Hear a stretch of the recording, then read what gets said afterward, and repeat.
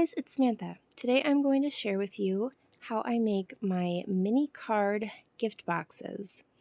I love giving these as gifts for Christmas. So these gift boxes hold 3 by 3 cards and 3 1/8 by 3 1/8 envelopes. I designed the box to accommodate the envelope size specifically. This box can hold 4 cards and 4 envelopes, and it can hold some cards that are a little bit thicker. It has a little Velcro closure, and the box itself measures 3 3/8 inches wide by 3 3/8 inches tall and 3/4 inches deep. To start, you're going to need a 6 1/4 inch by 10 inch piece of cardstock. You can also just use patterned paper, but I prefer to use cardstock and then mat it because I feel that it makes the box a lot more sturdy. In addition, you're going to need a bone folder or other scoring tool, as well as a scoring board. If you choose to use cardstock and mat it, you're going to need 2 pieces of patterned paper that measure 3 inches by 3 inches, 4 pieces of patterned paper that measure 1/2 inch by 3 inches, and 1 piece that measures 3 inches by 1 3/4 inch. In addition, you're going to need some adhesive. You can use wet adhesive, score tape, or even tape runner, really just whatever you have. You're going to need a small piece of Velcro or a closure of your choosing. Some optional things that I also recommend are an envelope punch board and a corner rounder. To begin, you're going to take your piece of cardstock, and I'll have all the measurements listed in the description. On the 10-inch side, you're going to score it at 2 inches, 2 3/4 inches, 6 inches, and 6 3/4 inch. I'm going to score it off camera, and I will be right back. Next, on the 6 1/4 inch side, we are going to score it at 3/4, 1 1/2, 4 3/4, and 5 1/2 inches. I'm going to score it off camera, and I will be right back. When you're finished scoring, you should have something that looks like this. We're going to be cutting some of the sections away. I'm going to mark those sections, and I'll be right back after I'm done. I've gone ahead and marked all of the sections that we are going to be removing, and I hope that you can see that there's quite a bit that we aren't going to need. We're going to be cutting on the other side of the indentation, so not right down the center. And I'm going to point to that here with my bone folders so that you can hopefully see what I'm talking about. So here I am, I'm pointing to the other side of the indentation where we're going to be doing our cutting. It's very important that you don't cut right down the center of the indentation. So I'm just going to do some cutting, and I'm going to speed this section up.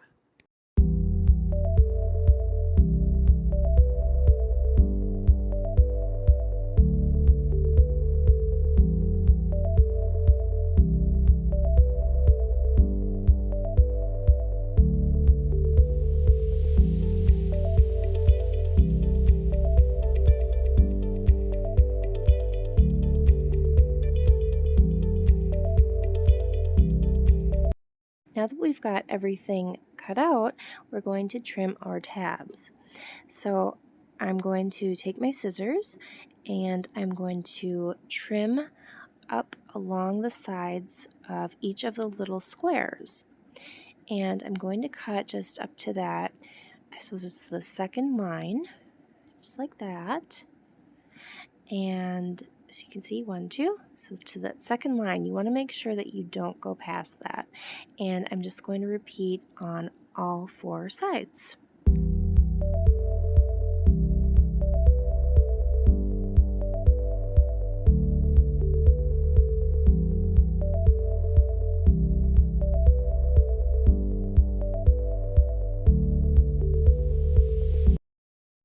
Now that we've got all of our tabs cut, we are going to start folding and burnishing.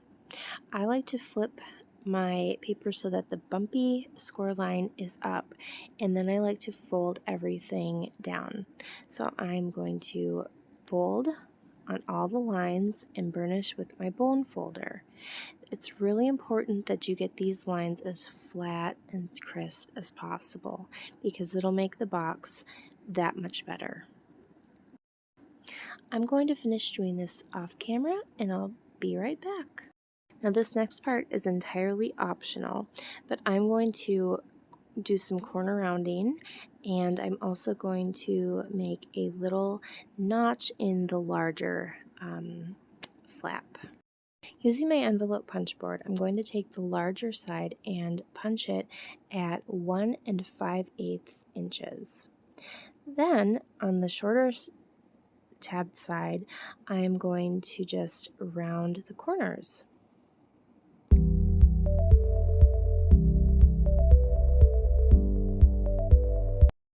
While I've got my envelope punch board out, I'm going to corner round the 3" by 1 3/4 inch piece of pattern paper. Then I'm going to take one of the 3 by 3 inch pieces of pattern paper and I'm going to line it up and punch it at 1 1/2 inches. Next, I'm going to be putting some score tape on the little tabs that are nearest to the flap that has that little notch punched into it. I am going to be mitering the edges of those flaps. That just helps the box to have a little bit less bulk. I'm going to be matting the entire box and I'm going to speed that way up.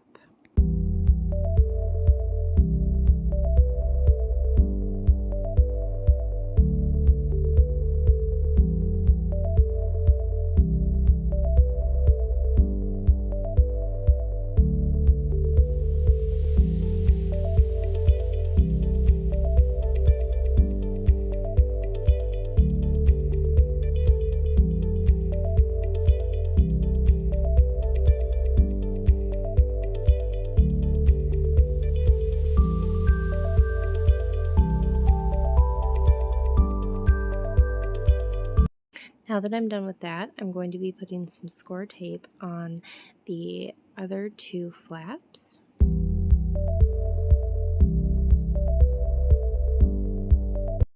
I'm going to be removing the tape backing from all the score tape.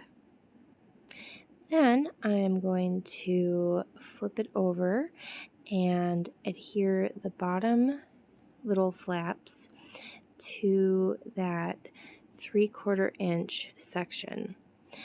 You want to be very careful to get everything lined up just so. I'm going to stand the box upright after I get it adhered there just to smooth down and really get those little flaps adhered tightly. Next, I'm going to fold the front of the box forward onto those tabs that have the score tape on them. As you can see, I have a little bit of overhang there, and I'm just going to trim that away with a pair of scissors. And that's it. That's our box. And now all it needs is a little piece of Velcro, so I'm just going to take that and adhere it to the center of the top.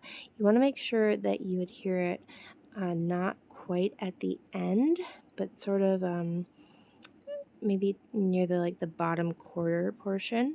You're going to remove the tape backing from the other side as well, and you're going to fold the entire thing over so that the adhesive catches on the other side of the box.